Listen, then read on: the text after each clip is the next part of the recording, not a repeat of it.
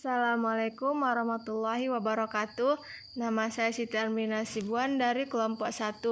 Di sini saya akan mendiskusikan hasil diskusi kami yang berjudul Konsep Dasar Fungsi Ilmu Ekonomi Manajerial dan juga Optimisasi Ekonomi. A. Konsep dasar dan pengertian dari ekonomi manajerial. Ilmu ekonomi manajerial terdiri dari dua suku kata, yaitu ekonomi dan juga manajerial. Ekonomi adalah kegiatan atau usaha manusia untuk memenuhi kebutuhan dan juga kegiatan hidupnya. Dengan demikian, secara konseptual, hampir semua aktivitas manusia terkait dengan ekonomi, karena hampir semua kegiatan manusia itu berhubungan dengan kebutuhan dan juga keinginan yang meliputi kegiatan produksi, konsumsi, dan juga distribusi barang dan jasa. Ekonomi manajerial adalah bagian dari cabang ilmu ekonomi yang dipergunakan oleh para pengambil keputusan dalam suatu organisasi.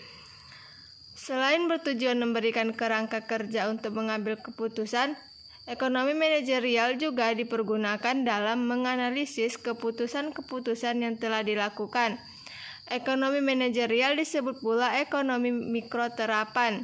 Ekonomi manajerial pada dasarnya merupakan perpaduan dari teori ekonomi mikro dan juga teori ekonomi makro dan metode kuantitatif. Selanjutnya yaitu manfaat dari ekonomi manajerial. Yang pertama, membantu para manajer untuk menganalisa bagaimana kekuatan ekonomi yang mempengaruhi organisasi dari pantauan manajerial. Yang kedua, ekonomi manajerial menyarankan peraturan-peraturan, solusi-solusi untuk memperbaiki keputusan manajerial demi tercapainya tujuan organisasi secara efisien.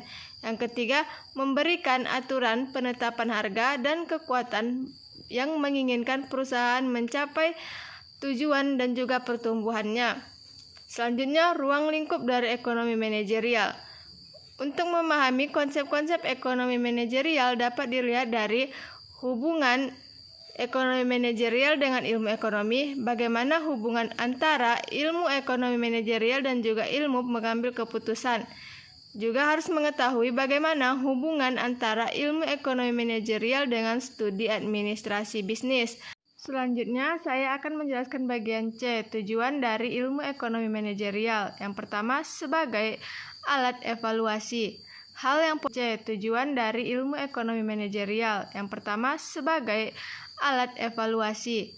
Hal yang positif pada kegiatan sebelumnya dan mengambil alternatif keputusan atau diatur ulang untuk hal yang dirasa kurang cocok dalam kehidupan sebelumnya, sehingga manajer yang baru memiliki gambaran untuk kebijakan yang diambil selanjutnya.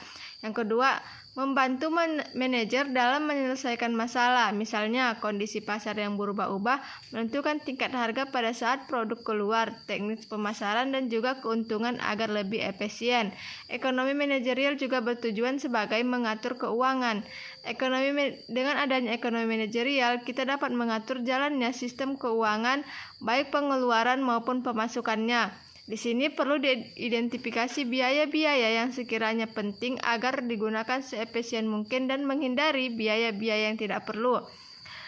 Selanjutnya yaitu untuk mengetahui lingkungan industri, perusahaan maupun perekonomian, dapat membantu menganalisis suatu lingkungan industri, perusahaan maupun perekonomian, karena ekonomi manajerial berbasis pada analisis. Hal yang perlu dianalisis adalah bagaimana keadaan konsumen, pemasok, dan juga kompetitor. Selanjutnya untuk keuntungan perusahaan. Sebagai pengambil keputusan untuk tujuan keuntungan perusahaan, maka dengan adanya ekonomi manajerial diharapkan perusahaan dapat menganalisis hal yang membawa keuntungan bagi perusahaan itu sendiri. Demikian dari saya. Wassalamualaikum warahmatullahi wabarakatuh. Assalamualaikum warahmatullahi wabarakatuh. Nama saya Susi Apriliani. Baiklah, di sini saya akan menjelaskan materi selanjutnya, yaitu bagian D, sifat ekonomi manajerial. Ekonomi manajerial dapat mengembangkan prinsip ilmu yang tujuannya untuk meningkatkan keefektifan saat mengambil keputusan. Ekonomi manajerial dapat membantu para manajer dalam mempengaruhi kinerja dan perilaku manajerial ekonomi. Manajerial memanfaatkan beberapa analisis seperti metode kuantitatif, statis atau econometry, dan konsep manajemen yang strategis dan analisis keuangan. Selanjutnya bagian E, proses pengambilan keputusan manajerial ada 4 bagian. Yang pertama, menetapkan tujuan perusahaan. Yang kedua, mendefinisikan permasalahan yang dihadapi perusahaan dalam usaha mencapai tujuan tersebut. Yang ketiga, mengidentifikasi berbagai solusi. Dan yang terakhir, mengimplementasikan keputusan tersebut. Selanjutnya bagian F, yaitu kerangka global manajerial. Globalisasi telah menyebabkan terjadinya perubahan yang sangat cepat dalam berbagai aspek kehidupan, bahkan telah terjadi kecenderungan globalisasi produksi, konsumsi, dan persaingan.